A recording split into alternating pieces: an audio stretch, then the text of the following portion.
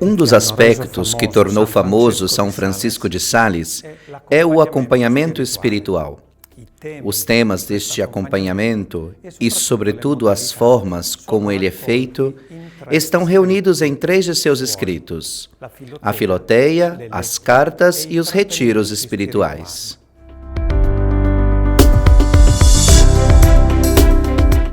Quando esteve em Paris com os jesuítas entre 18 e 20 anos, ele fez uma experiência de acompanhamento que poderíamos definir como a experiência do faça você mesmo.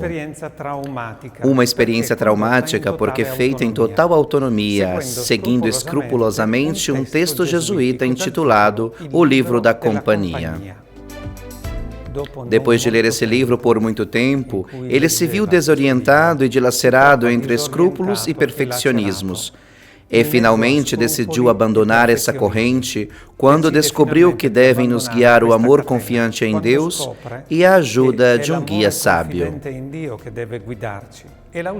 Tudo isso para poder decifrar-se harmoniosamente, sentindo-se, enfim, amado.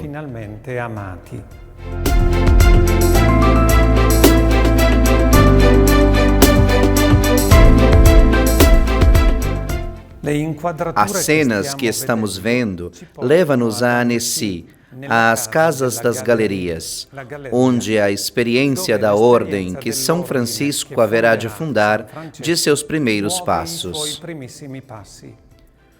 No pátio que vemos, o Santo Bispo reúne as suas primeiras discípulas, incluindo Joana de Chantal, e através das conversações muito familiares, mas igualmente rigorosas, ele forma as irmãs para a doação total ao Senhor. As suas intervenções como pai e irmão estão reunidas na obra Entretenimentos Espirituais, e podemos desfrutar logo de um seu fragmento.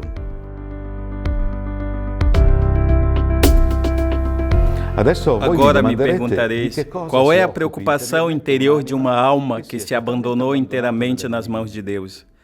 Ela não faz nada além de permanecer com nosso Senhor na santa ociosidade, sem se preocupar com nada, nem do seu corpo, nem da sua alma.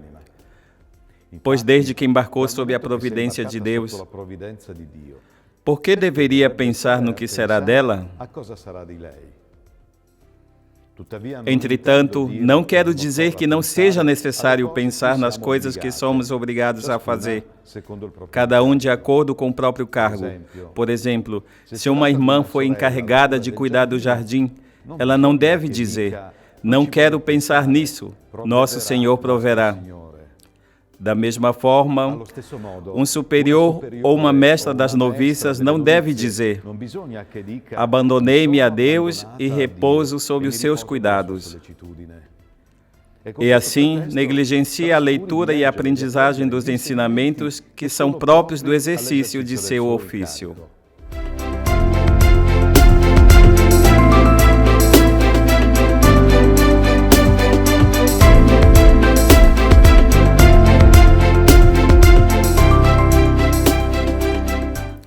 No acompanhamento espiritual, Francisco é muito próximo, muito sensível e delicado, mas é igualmente claro ao propor caminhos para a santidade.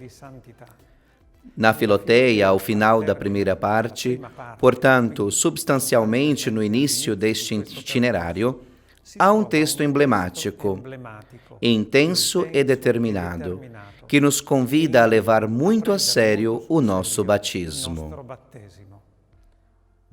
Quero converter-me a Deus, bom e piedoso.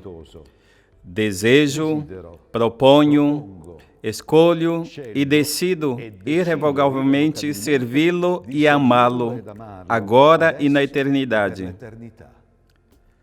Sim, meu Deus, com esta intenção, eu vos consagro a minha alma com todas as suas potências, o meu coração com todos os seus afetos, o meu corpo com todos os seus sentidos, il mio corpo con tutti i suoi sensi. Protestando firmemente que não me quero servir de nada daquilo que tenho, contra a vontade de vossa divina majestade. Eu me sacrifico a ela e me imolo em espírito, para ser para sempre uma criatura leal, obediente e fiel para com ela, sem querer mudar de ideia ou me arrepender. Ó Senhor, você é meu Deus, o Deus do meu coração, de minha alma, o Deus do meu espírito. Como tal, eu te reconheço e te adoro por toda a eternidade. Viva Jesus! Viva Gesù!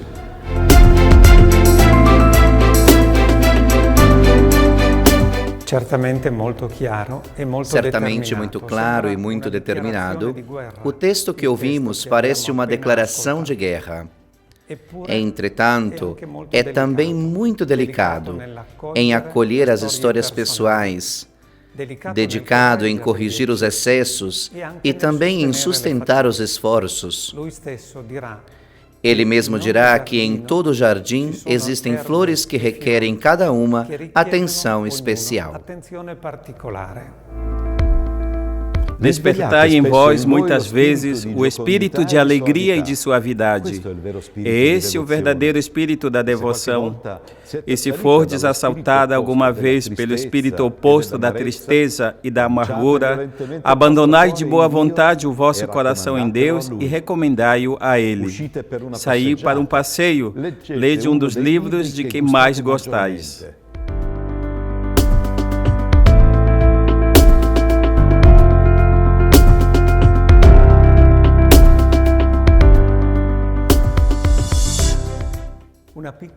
Um pequeno esclarecimento que é, no entanto, a chave para entender o seu estilo, vem de um profundo conhecedor e biógrafo de Francisco, o jesuíta André Javier.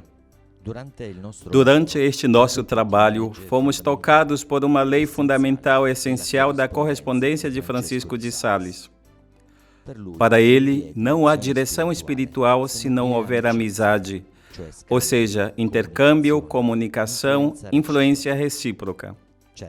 Com certeza, ele jamais renuncia à autoridade da qual deve gozar como bispo, confessor e conselheiro. A essa autoridade, ele permanece sempre humilíssimo e humaníssimo, e ousaria dizer terníssimo, e caminha andando passo após passo, sabendo que só Deus age no coração do homem e da mulher, e que só o Espírito dá eficácia às palavras do pastor.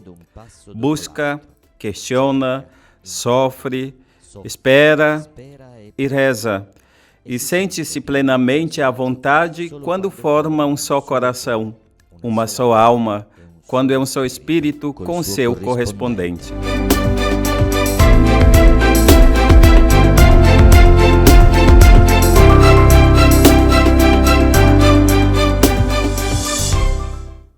Tentemos recordar e resumir algumas das características essenciais do seu acompanhamento. Antes de tudo, a atenção fundamental à situação pessoal da alma, que está à sua frente, ao seu estado de vida, à sua condição de saúde e aos desejos profundos que Deus faz amadurecer nela ou nele, a fim de atraí-los a si. No início da Filoteia, no capítulo 3º da primeira parte, Francisco une com grande simplicidade a santidade cristã e a condição existencial.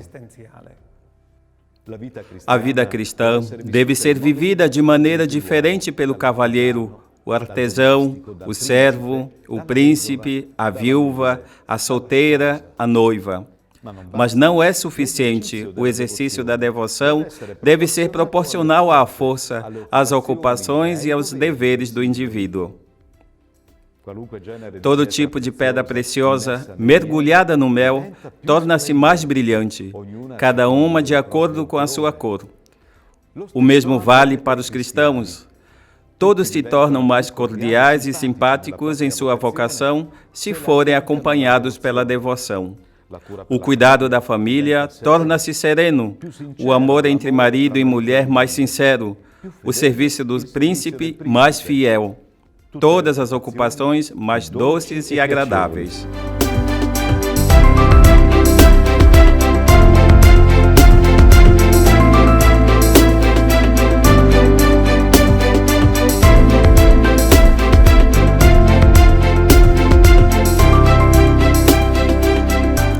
A oração e a meditação são certamente duas ajudas essenciais no itinerário de acompanhamento proposto por Francisco. Uma pitada de método e muita praticidade são as outras ajudas.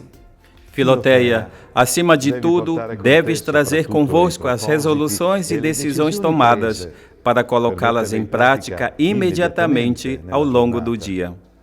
Este é o fruto irrenunciável da meditação.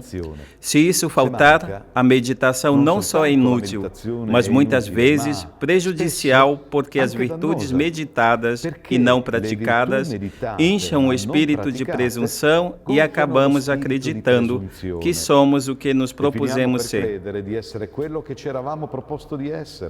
Só podemos nos tornar o que nos propusemos ser quando as resoluções são cheias de vida e sólidas, não quando são fracas e inconsistentes e, portanto, destinadas a não serem atuadas. Em seus escritos, Francisco convida a não fugir da nossa condição de vida. Esta é a nossa primeira responsabilidade e não devemos vivê-la superficialmente. Para Madame de Bourlat, esposa do presidente do Parlamento da Borgonha, ele escreve: Nós somos o que somos. Somos o que Deus quer. É o mal dos males querer ser sempre o que não podemos ser e não querer ser o que não podemos deixar de ser. Não se deve semear no campo do vizinho. Não desejais ser o que não sois, mas desejais ser bem o que sois. De que serve construir castelos na Espanha, se depois devemos viver na França? É preciso florescer onde Deus nos plantou.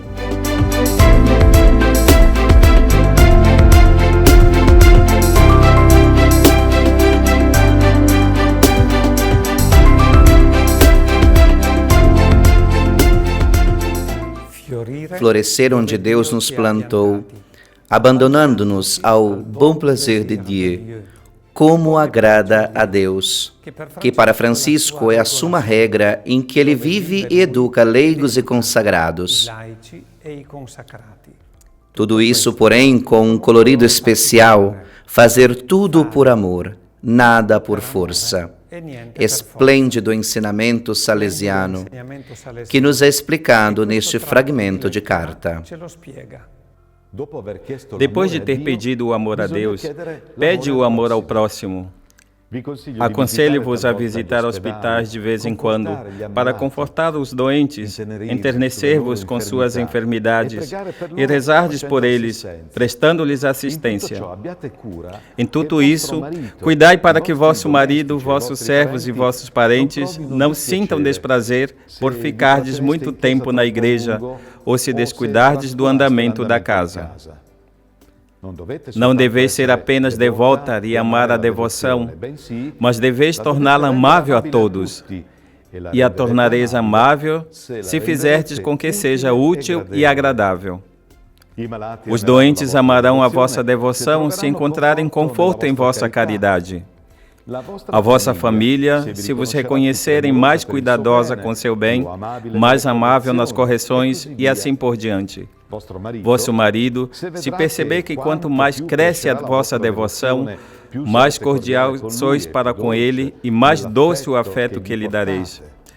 Vossos parentes e amigos, se virem em vós mais sinceridade e condescendência aos seus desejos, que não sejam contrários aos de Deus.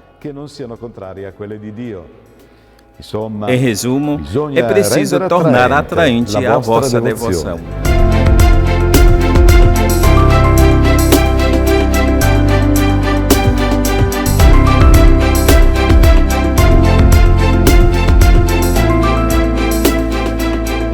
Concluamos essa pequena resenha na igrejinha das Galeries. Era uma pequena adega que Francisco transformou em capela para suas irmãs e aqueles que queriam entrar para rezar.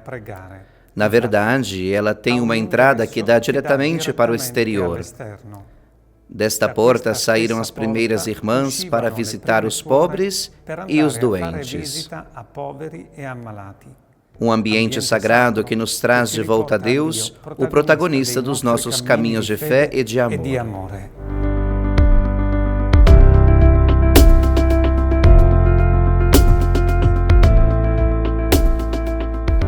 O próximo e último encontro vai nos levar a uma região da Savoia, o Chablais, onde Francisco, jovem sacerdote, viverá uma experiência missionária forte e desafiadora com os cristãos calvinistas.